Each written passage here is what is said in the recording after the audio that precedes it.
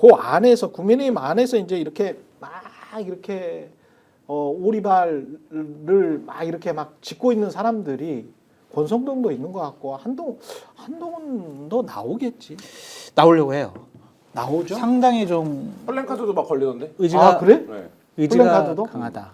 의지가 강하다고 하고요. 음. 결국에는 국민의힘의 대선 후보들이 활동할 수 있는 공간이 열리는 거는 설날 때 한겨레도 하는지 모르겠지만 여론조사를 할 거예요. 이제 양자 대결 여론조사. 거기서 상대적으로 뭐 유력하다, 경쟁력 있다, 이재명 대표에 비해서 그러면은 그분들은 더욱더 이제 활동을 강화하겠죠. 이제 본격적인 근데 대선. 이게 지금 국민의힘이 완전히 이게 국민의힘 속마음은 어떻게든지 극우 지지층을 끌어안고 그 다음에 중도로 확장하는 건데 극우 지지층을 끌어안음으로써 중도가 지금 유리되고 있거든.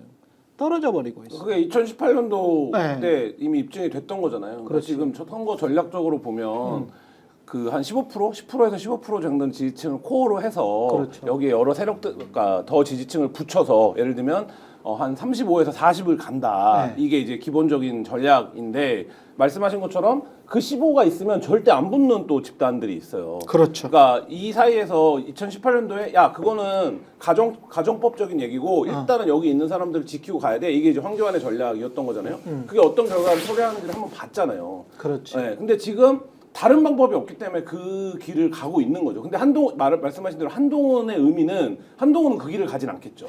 그렇게 가지 않으려고 하겠죠. 그러니까 거기에 딜레마가 있는 거야. 지금 현재 갑자기 나오는 여론조사에서 김문수가 1등을 하는 여론조사가 뭐 한 두세 개가 나와버렸단 말이야. 오늘도 나왔어요? 그래, 오늘도 나왔고 한국갤럽에서도 나와버렸단 말이지.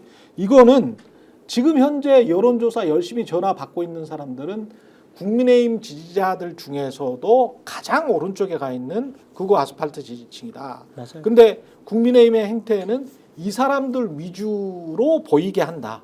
국민의힘 자체가 본질적으로. 그러면 이랬을 때 김문수냐 한동훈이냐 만약에 이렇게 이제 대립각을 세운다고 봅시다. 그러면 이제 전혀 다른 강남 우파 출신의 이제 한동훈이 등장한다라고 하면 한동훈을 이제까지 욕을 엄청나게 했잖아. 했죠. 극우 아스팔트 노인들을 비롯해서 친윤들이 욕을 엄청 했어. 이 모드를 어떻게 갑자기 확 바꿔? 무릎 나가. 필살기 있습니다. 관절 나가버려. 아니에요. 필살기 있어요.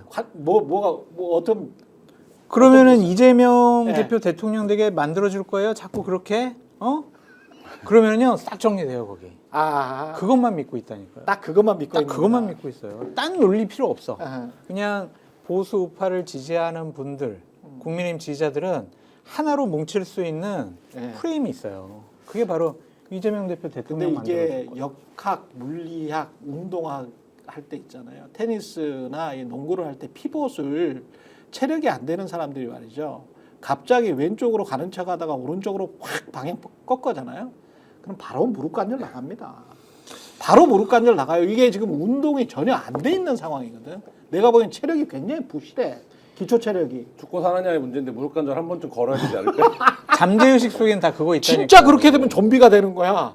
기적기적 이렇게 어기적 걷게 최 되는 기자님 거지. 너무 지금 선하게 지금 보시는 건데 네. 국민의힘 지지층 이 정말 다시는 민주당에게 정권을 뺏기면 안 된다라고 생각하는 사람들은요. 네. 그냥 이재명만 안 되면 돼가 잠재의식 속에 있어요. 거기에 이제 뭘 하나씩 더 쌓아가는 거지. 그런데 이제 김문수, 만약 다른 뭐 오세훈 이런 사람 경쟁력 조사를 했는데 이게 오세훈이 높아. 근데 현재 당원 당규상 대선 후보 선출 규정으로 하면 김문수가 뽑힐 확률이 거의 90% 이상이야. 그러면은요 바꿀 수 있다니까. 이거는 당원 당규 자체를 바꿔버리는 거예요. 규정을.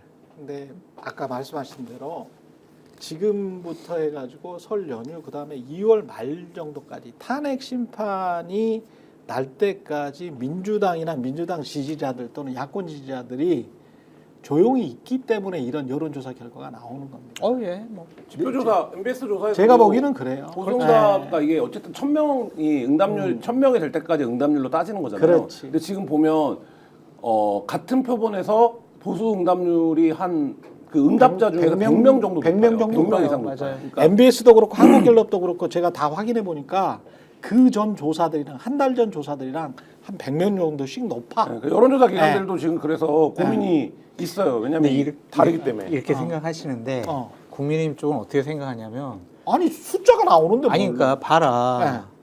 이재명 대표의 비호감도가 높고 반감이 국민들 사이에 높다. 그러니까 이재명 대표를 차마 지지한다라고 얘기를 못하기 때문에 그게 아니라니까. 그게 올드 그렇게 프레임이야. 얘기를 한다니까. 올드 프레임이야.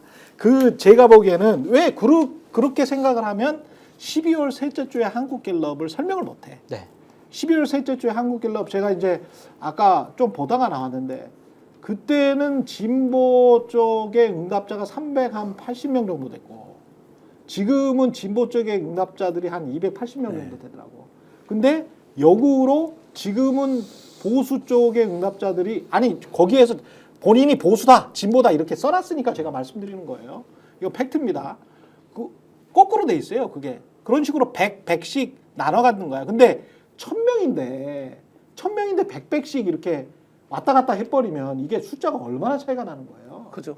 예. 근데 그 민주당이나 이재명 대표는 긴장을 해야 되는 건 맞는 것 같아요. 그러니까 뭐 보수층이 강력하게 적극적으로 결집해가지고 응답을 한다라는 그렇지. 거 다 치더라도 그렇죠. 지금 어쨌든 지지율이 하락 추세고 오늘 뭐 발표된 것도 보면 민지에서 예.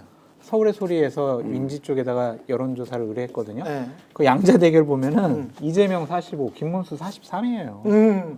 이런 여론조사도 그게 있다니까. 맞다니까. 이런 그게 제 이론에 맞다니까. 맞아요. 그러니까 45대 43은 절대 나올 수가 없습니다. 김문수가 만약에 국민의힘 후보로 나오잖아요. 그럴 일은 없겠지만 김문수가 나온다면 15 나옵니다. 15. 25는 나오지 않을까? 15 나온다니까. 그리고 55대 15 정도로 칩니다. 한동훈 나오잖아요. 네. 한동훈 나오면 그나마 25에서 30 나옵니다. 그래서 48대 뭐 35 정도로 집니다. 그리고 하나만 더 말씀드릴게요. 오늘 나온 네. 갤럽을 보면은요. 네. 무당 저는 중도층을 보거든요. 중도층에서 더불어민주당이 37이고 국민의힘이 28이에요. 이것도 10%도 차이 안 나는데 그렇죠. 무당층이 25예요. 그럼 이건 뭐냐? 여기 여론조사도 탄핵을 찬성한다라는 게 60% 가까이 되는데 이 탄핵을 찬성하는 분들의 마음을 민주당이 다 못 끌어안는 거야 지금. 그거는 문제가 있다라고 봐야죠 민주당 스스로. 그게 시간이 지나면 다 해결되는 문제예요. 해결돼요? 그 탄핵을 찬성한다는 그 층도 네. 12월 셋째 주 여론조사에서는 70%가 훨씬 넘었어요. 그렇죠. 그러니까 7대 3에서 6대 4의 구대로 변했다?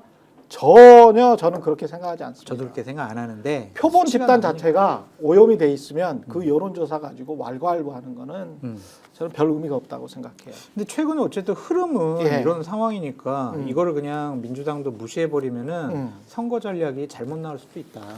그거는 무시할 필요가 이거는 없죠. 잘못된 여론조사예요. 무시할 필요가 없고 네.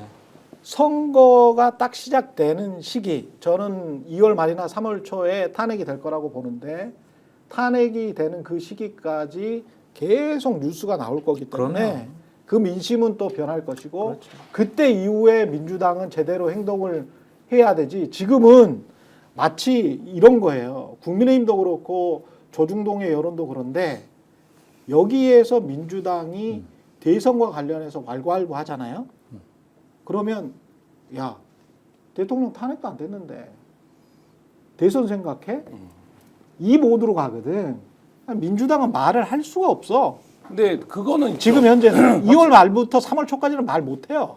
근데 확실히 그거는 네. 있죠. 예를 들면 중도나 뭐 스윙보터라고 불리는 집단이 2017년이랑 비교를 해보면 그 집단이 문재인 당시 후보에게 가졌던 비호감도에 비해서 이재명 후보의 비호감도가 훨씬 높죠. 많이 그러면 높아. 민주당이 이 비호감도를 어떤 캠페인이나 전략으로 상쇄할 수 있는 거냐? 또 그런 성질의 문제가 아니거든요. 그러니까 그렇죠. 이게 사실 민주당이 갖고 있는 약간 딜레마 같은 거죠. 비호감도는 굉장히 오래된 네. 감정이기 때문에 그거는 상쇄할 수가 없어요. 네, 그러니까 그러니까 그러면 네. 이게 그래도 저는 굉장히 우려스러운 상황이 뭐냐면 그러면 민주당도 결국에 어떻게 할 거냐면 탄핵에 대한 어떤 명분을 갖고 우리 측 지지층을 최대한 끌어모으는 전략으로 갈 수밖에 없거든요.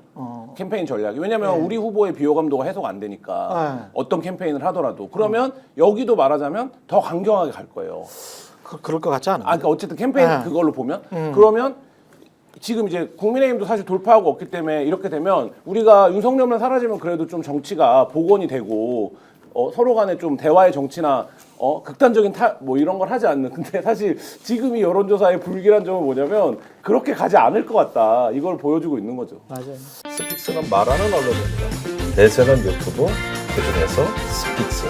좋아요, 댓글, 구독, 알림 설정. 여러분이 저희를 사랑해 주시고 우리가 여러분을 사랑하는 4가지 방법입니다.